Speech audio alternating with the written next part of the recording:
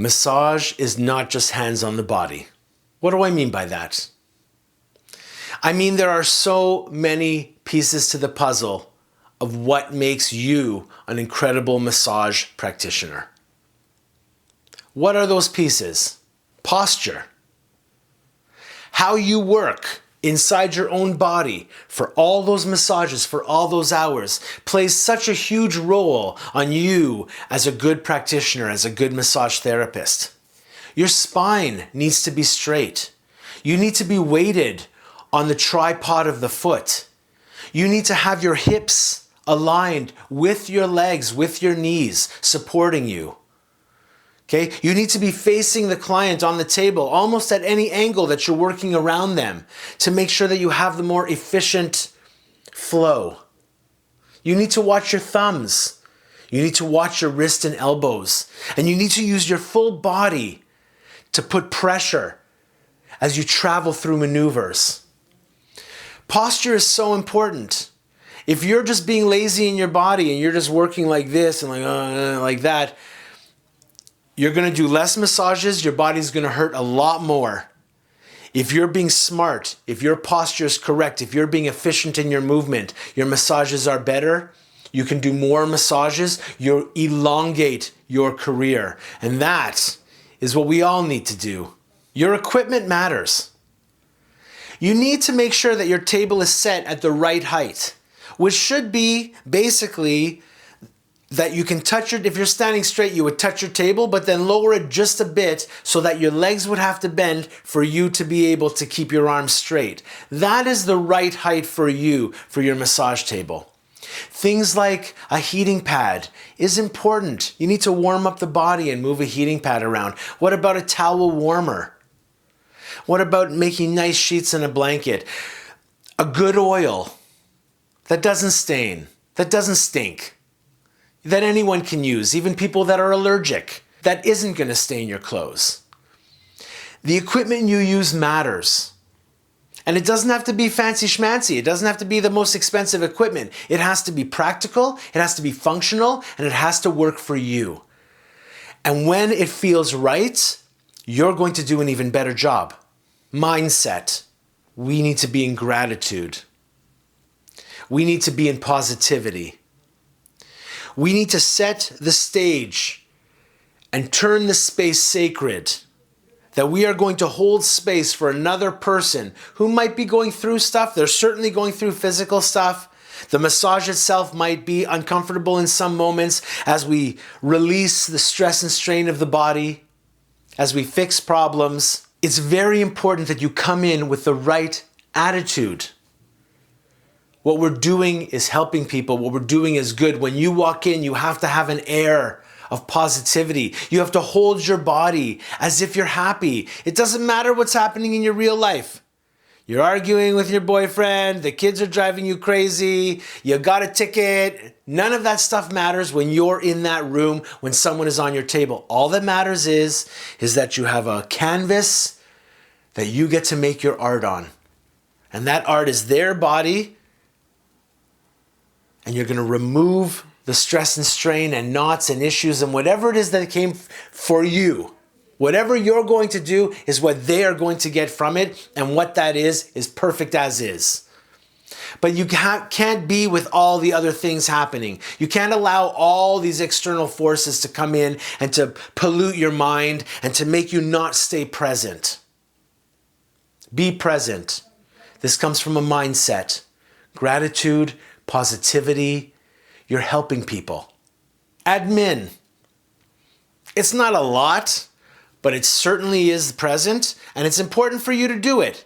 It's not hard to do. Don't make it into a big thing. It's actually really, really easy. Okay? You open up a business like every other business out there. You open up a business bank account like every other business out there. And then all the money you make from your business, you put into your business bank account. And then that becomes how you manage. You don't even have to remember how much money you're making. You don't have to use apps, and you don't have to do all of these things. It's very, very easy. All the money that goes into your business bank account is all the money you earned. And then at the end of the year, you pay tax on the money you earned based on whatever your tax rate is in whatever city, country you are in. Okay? It doesn't have to be complicated. It doesn't have to be fancy. Very simple. I do recommend using an accountant. I do think when you deal with taxes, it's the right idea to make sure it's done right, because it's very easy for you as a massage person and not a tax person to maybe make an error on one of the lines or do something. And if you come up as a red flag and they start calling you and going into your business, it's never good. It does nothing but waste your time and make you all nervous and uncomfortable. It's not worth it at all. Just do it right. Pay a little bit of money to the accountant once a year. Just give them all of your bank statements and say, this is what I made. And they'll say, this is what you do. And you just do it. Community. You're not alone. It feels alone because you're massaging one-on-one and you're in a closed room with this person and it's literally a very solo business, but you're not alone. There's so many other people that are doing the exact same work you're doing that would love to talk to you, would love to get to know you. You can hear experiences from others. You can see what they did, what they didn't do. Talking to other massage people, knowing that you're part of a community, actually is very empowering. And that's one of the reasons why we started this community. Marketing. Yes, you're marketing to your clients and you're marketing to your bubble, and we're going to go through the Massage Hustle program as how you market and what you do to get all of these new clients and to keep your clients and to get more clients from your clients, etc., etc. Beautiful information.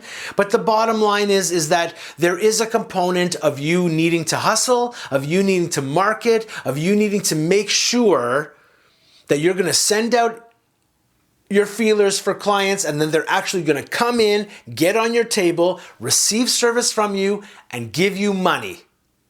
That's what that whole little cycle there has to happen. And that happens because of the marketing efforts you put into your own independent business.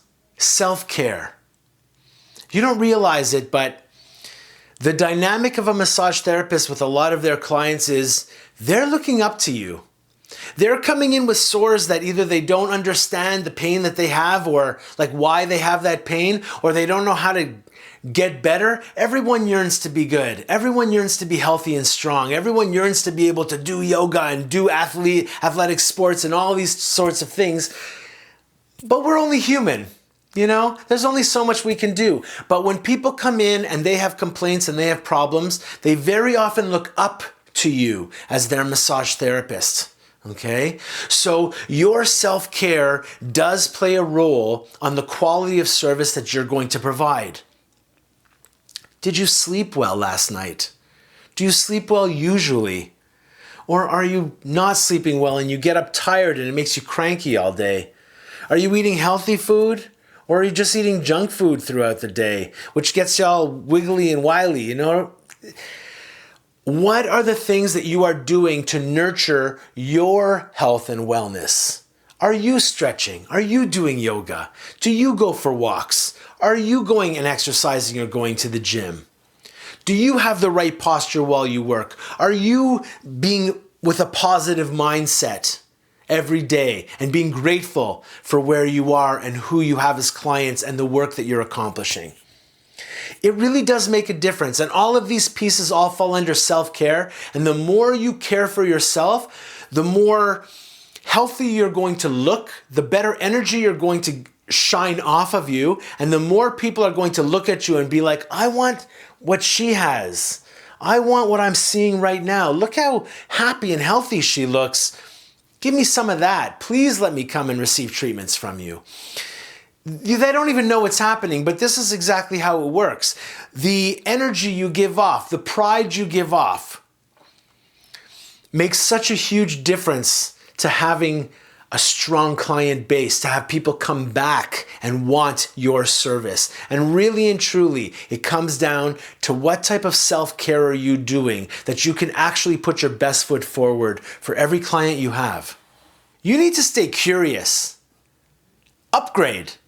Upgrade your services. Upgrade, take courses, take classes, read books, learn new modalities, start hanging out with other therapists of things that you find interesting, connect with other people, try and see what modalities best suit you. Maybe you'd be really, really great at something and you just don't know it yet. And you're just doing Swedish massage, but craniosacral therapy, you'd be magic in. You know what I mean?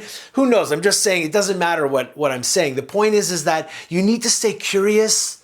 You need to want to learn more. There's so many wonderful things that you're going to accomplish. And even if you didn't learn anything else starting today, just massaging nonstop allows you to evolve. In 10 years from now, your treatment is not going to look like it looks right now. It's going to have evolved into something very different, very beautiful. So the more information, the more courses, the more modalities that you get to put in your toolbox, and then you start working with them and you evolve, makes you very powerful, makes you the right type of therapist that people will want, they'll want to come back to, they'll want to share with their friends about you. And this is what makes you strong. And it's what's going to make your bubble strong. It's what the Massage Hustle is all about. Massage is not just hands on the body.